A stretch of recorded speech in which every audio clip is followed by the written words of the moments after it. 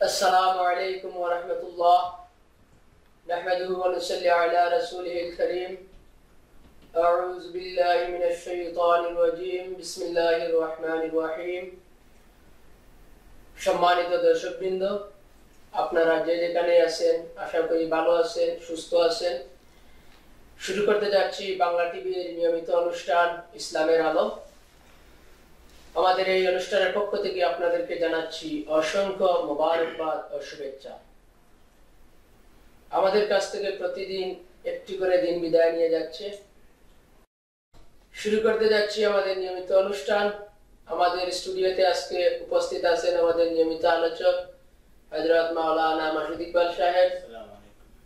বিশেষ অতিথি হিসেবে আমাদের স্টুডিওতে আমরা আমন্ত্রণ জানিয়েছি ডক্টর হারুনুর রশিদ সাহেবকে, যিনি বাংলাদেশ অন্যতম সিলেট জেলার ওসমানী মেডিকেল কলেজে 1 বছর চাকরিজীবী অবস্থায় ছিলেন এবং পরে প্রায় 19 বছর ধরে সৌদি আরব স্বাস্থ্য মন্ত্রণালয়ে চাকরিজীবী অবস্থায় ছিলেন। তিনি বর্তমানে নিউ ইয়র্কের অধীনস্থ ব্রন্সের লিরয় ফার্মেসিতে ফার্মাসিস্ট হিসেবে এবং জেনারেল ম্যানেজার হিসেবে চাকরিরত অবস্থায় আছেন। আজকে আমাদের আলোচ্য বিষয়সূচি হচ্ছে স্বাস্থ্য সেবায় সিয়াম সাধনার ভূমিকা। আমাদের আজকের বিষয়ের উপর আলোচনা করার জন্য আমরা অনুরোধ জানাচ্ছি হযরত মাওলানা মাসুদ ইকবাল সাহেবকে। আসসালামু আলাইকুম। কাছের ও দূরের সকল দর্শকবৃন্দকে জানাচ্ছি আমাদের আন্তরিক মোবারকবাদ। সাধারণত জানাচ্ছি আমাদের সম্মানিত অতিথি আজকে স্টুডিওতে উপস্থিত রয়েছেন ডক্টর রশিদ সাহেব। আসসালামু আলাইকুম। আলহামদুলিল্লাহ, আমাদের আলোচ্য বিষয় হচ্ছে স্বাস্থ্য সেবায় সিয়াম সাধনার ভূমিকা। আশা করি এই ব্যাপারে আমাদের বিস্তারিত আমরা জানতে পারবো আমাদের আজকে প্রধান অতিথির কাছ থেকে। কোরআন শরীফ অবতীর্ণ হয়েছে দুনিয়ার সমস্ত মানুষের জন্য। এই জন্য আল্লাহ রাব্বুল আলামিন কোরআন শরীফ উল্লেখ করে দিয়েছেন, অনুনাজ্জিলু মিনাল কুরআনি মা হুয়া শিফাউন ওয়া রাহমাতুল লিল মুমিনিন। আয়াতের অর্থ হচ্ছে, আমি কোরআন অবতীর্ণ করেছি মানুষের শিফার জন্য, আরোগ্যের জন্য, মানুষের জাহিরি বাতিনি সকল ধরনের রোগের নিরাময় হিসাবে কোরআন শরীফ অবতীর্ণ করেছি। পরবর্তী অংশে বলা হয়েছে মুমিনদের জন্য কোরআন শরীফ হচ্ছে রহমত। এই সব শিফা শব্দটা উল্লেখ করা হয়েছে। এখন শিফা দ্বারা অনেকেই বেশিরভাগ অর্থ উঠেছেন যে কোরআন শরীফের কিছু কিছু আয়াত তেলাওয়াত করে ফুক দিয়ে পানি পান করলেই শুধু শিফা, এটা শুধু সীমাবদ্ধতা নয়। আমরা যে রিসার্চ করে গবেষণা করে যে জিনিসটা পেয়েছি যে আল্লাহ রাব্বুল আলামিনের যে চিরবিধান মানব জাতির জন্য দান করেছেন, এই বিধানের মধ্যে এমন কিছু নীতি আল্লাহ, ফর্মুলিটি আল্লাহ দান করেছেন মানুষকে। এগুলা মানুষ যদি এক্সারসাইজ করে অনুশীলন করে তার শরীরের মধ্যে যত অনেক ধরনের রোগ নির্মূল হয়ে যায়। শুধু তাই নয়, একজন মানুষের অন্তরের মধ্যে যে ধরনের জড়তা সৃষ্টি হয় তাও দূর হয়ে যায়। তো এই ব্যাপারে হাদিস শরীফে অসংখ্য হাদিস এসেছে। যেমন রাসূল আকরাম সাল্লাল্লাহু আলাইহি ওয়াসাল্লাম অ্যাডভাইস দিয়েছেন, আমার উম্মতদেরকে বুঝাই দিয়েছেন, তোমরা যখন খাওয়া দাওয়া করো তখন খাওয়ার সময় পাকস্থলীর 3টি অংশ করে নয়, একটা অংশকে পানি দিয়ে ফিল আপ করো, দ্বিতীয় অংশকে খাবার দিয়ে ফিল আপ করো, তৃতীয় অংশকেও খালি রেখে দাও। এই অবস্থায় একজন মানুষের যদি সে খাওয়া দাওয়া করে তাহলে এই ব্যক্তিকে রোগ তাড়াতাড়ি আক্রমণ করতে পারে না এবং পাক হতে বা ডাইজেস্ট হতে তার সহায়তা করে। এমন ধরনের অনেক হাদিস রয়েছে এবং কোরআন শরীফের বিভিন্ন আয়াত দ্বারা, যেমন নামাজ একটা আল্লাহ দেওয়া বিধান, মানুষ এটা প্র্যাকটিস করবে, এক্সারসাইজ করবে। দেখা যাচ্ছে নামাজের মধ্যে স্বাভাবিক কিছু এক্সারসাইজ রয়েছে যেগুলোর দ্বারা মানুষের শারীরিক যে দুর্বলতা আছে সেগুলোটা দূর হয়ে যায়। এই জন্য নামাজের একটি মানুষের অনুশীলনের দিক দিয়ে, স্বাস্থ্যগত দিক দিয়ে সেবার উপযোগী একটা হাতিয়ার, যেটা কোরআন শরীফের বিধান। অনুরূপ ভাবে রমজান শরীফের সিয়াম সাধনা মানুষকে শুধু অন্তরের পরিশুদ্ধতা দান করে না, এই সিয়াম সাধনা দ্বারা একজন মানুষের শারীরিক অনেক উপকার সৃষ্টি করে। আশা করি আজকে আমাদের বিজ্ঞ ডাক্তার সাহেব উপস্থিত রয়েছেন, বর্তমান স্বাস্থ্য বিজ্ঞানের দৃষ্টিভঙ্গিতে এই ব্যাপারে আমাদের সামনে একটু আলোচনা করবেন যে সিয়াম সাধনার মাধ্যমে আমাদের কতটুকু কার্যকারিতা আসে স্বাস্থ্য সেবার দিক দিয়ে? ধন্যবাদ মৌলানা সাহেব, এবং ধন্যবাদ জানাচ্ছি বিটিভির দর্শকদেরকে। তাছাড়া বিটিভির যারা আমাকে আমন্ত্রণ জানিয়েছেন এখানে আসার জন্য, সবাইকে আমি ধন্যবাদ জানাচ্ছি। রোজা এমন একটা জিনিস যেটা শরীরের পক্ষেও অনেক উপকারিতা আছে। যেমন রোজার কারণে শরীরের সুগার লেভেলটা কমে যায়, কোলেস্টেরল লেভেলটাও কমে যায়।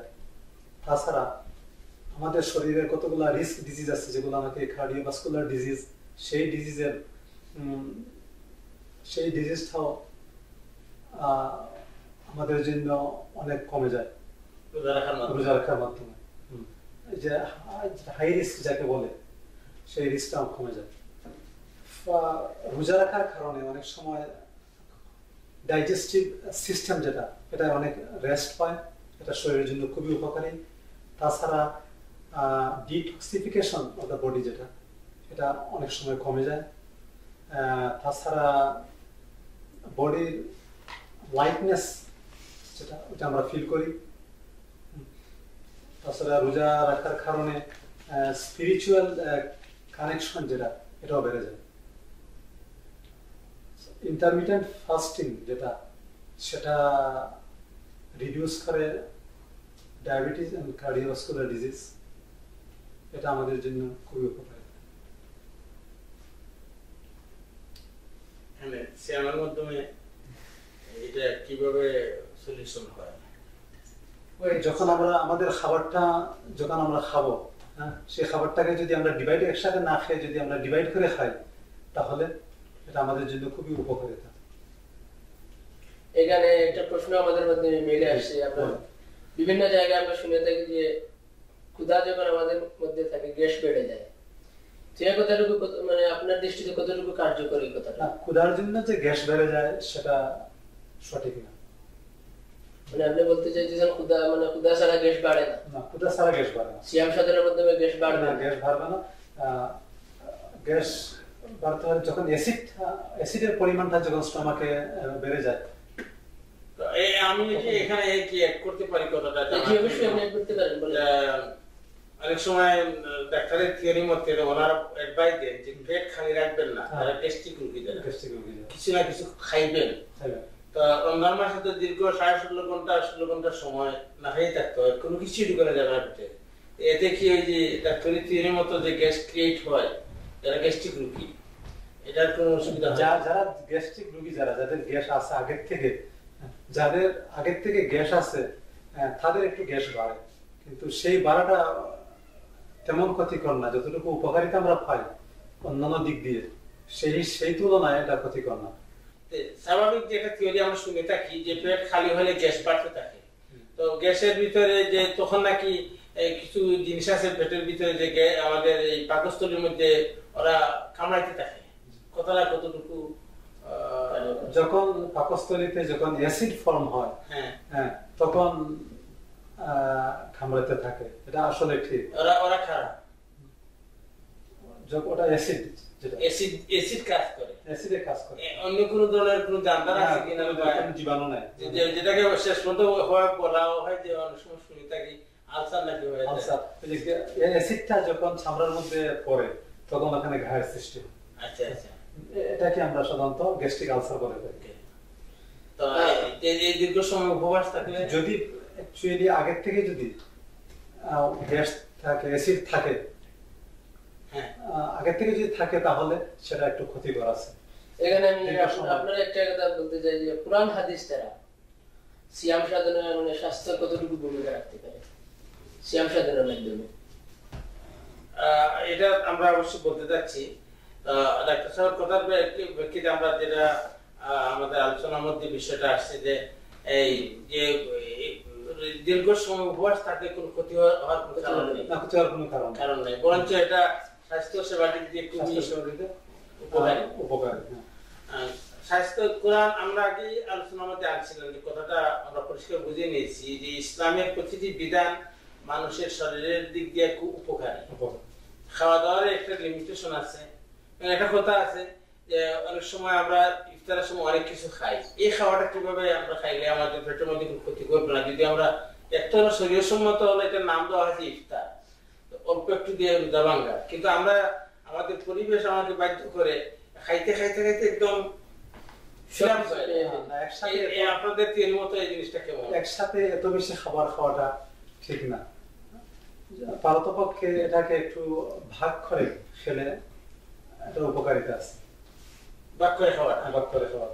এখন মনে করেন ইফতারের টাইমে অনেক মানে তেলের খাবারগুলো আমরা যেগুলো বলে থাকি, অনেক শখ করে মানুষ কিনে নিয়ে আসে, সেগুলো ইফতারের মানে শরবত খেয়ে আমরা সেটা খাওয়া উচিত হবে না? এটা সাধারণত তৈলাক্ত খাবারটা আমরা পরে খাওয়াটাই ধর্ম তো এইভাবে বলে নাই, যেটা আপনার রুচি সম্মত নয় শরীরের জন্য, চাই সে ইফতারই হোক রুটি যদি হোক, এইটা খাইলে আপনার শরীরের ক্ষতি হয় এমনটা না হওয়ার উত্তম। আমরা অনেকে মনে করি কি যে বিসমিল্লাহ করে ইফতারে খাচ্ছি, অনেক মারাত্মক দিন খাইয়া ফেলে, আমাদের ধর্ম দৃষ্টিতে মনে হয় লাভ নাই, আপনাদের মতো তো নাই। ইফতারের সময় কি ধরনের খাবারগুলো খাওয়া উচিত মনে করেন আপনি? ইফতারের সময় সাধারণত তৈলাক্ত খাবারগুলা আমাদেরকে না খাওয়াটাই উত্তম। এটাই আমাদের জন্য। তো আমরা বিভিন্ন সময় মনে করেন অনেকে ইফতারে বসে যে অনেক এটা ভালো খাবার, এটা আগে খেয়ে নিই, তো তৈলাক্ত খাবারটা সে আগে খেয়ে ফেলে, এর দ্বারা কি ওর স্বাস্থ্যের কোনো ক্ষতি হবে? হ্যাঁ, যখন তৈলাক্ত খাবারটা সে খাবে, সেই খাবারের কারণে তার পেটের মধ্যে অ্যাসিড ফর্ম হতে পারে, আর এই অ্যাসিডটার কারণে গ্যাস্ট্রিক আলসার। আমি এখন আপনার কাছে আসবো যে আমাদের ইসলাম কি বলে ইফতারের সময় আমরা কি খাওয়া উচিত? ইসলাম তো খুব সহজ সরল এবং মানুষের সেবার জন্য ইসলাম আল্লাহর পক্ষ থেকে আসছে। ইফতারের সময় যে খাবারের ব্যবস্থা আয়োজন হয়, বিশেষ করে প্রবাস জীবনে আমরা অনেক খাবার আমাদের সামনে আসে, ইফতারের শব্দের শুদ্ধই অর্থ হলো অল্প খাবার। এই সময় বিভিন্ন খাবার আসতে পারে, আবার হাদিস শরীফে আসছে ইফতার পরিতুষ্ট ভাবে খাওয়ার জন্য, এতে সওয়াব হয়। তো অনেকে মনে করেন পরিতুষ্ট ভাবে খাওয়ার জন্য খাবার যে কতটুকু হওয়ার দরকার এটা না বলিয়া যে ফেট করে খাইয়ে ফেলি। অ্যাকচুয়ালি কিন্তু মৌলিক শব্দের দিকে আমরা যদি প্রত্যাবর্তন করি, সামান্য একটু জিনিস দিয়ে আপনি ইফতার রোজা ব্রেক করবেন, রোজা ভাঙবেন দোয়া পড়িয়া। এই সামান্য জিনিসের মধ্যে সবচেয়ে উত্তম হলো পানি দিয়ে প্রথম ইফতার করা, কারণ খালি পেটে পানি যখন ভিতরে যায় তখন শারীরিকভাবে অনেক ফায়দা হয়। এরপর আপনি খাজুরটা সম্ভব হলে খাজুর দিয়ে খাবেন, এরপর এমন কিছু জিনিস খাবেন যেগুলা ন্যাচারাল প্রাকৃতিকত, যেগুলোর মধ্যে কোনো কৃত্রিম কিছু অ্যাড করা হয় নাই, মানে তেল বা চর্বি জাতীয় এমন কোনো জিনিস নাই। এমন ধরনের জিনিস দিয়ে ইফতার করলে এই ব্যক্তি পেটের মধ্যে কোনো গন্ডগোল হওয়ার সম্ভাবনা নাই। আমি এখন ডাক্তার সাহেবের কাছে যাবো যে এখানে আমাদের মুহতারাম আলোচক সাহেব বলেছেন যে খালি পেটে ইফতারটা যে করি পানি দিয়ে করি, খালি পেটে পানিটা গেলে কতটুকু কার্যকর হবে? হ্যাঁ, খালি পেটে যদি পানিটা খাওয়া হয় তো পেটের মধ্যে যে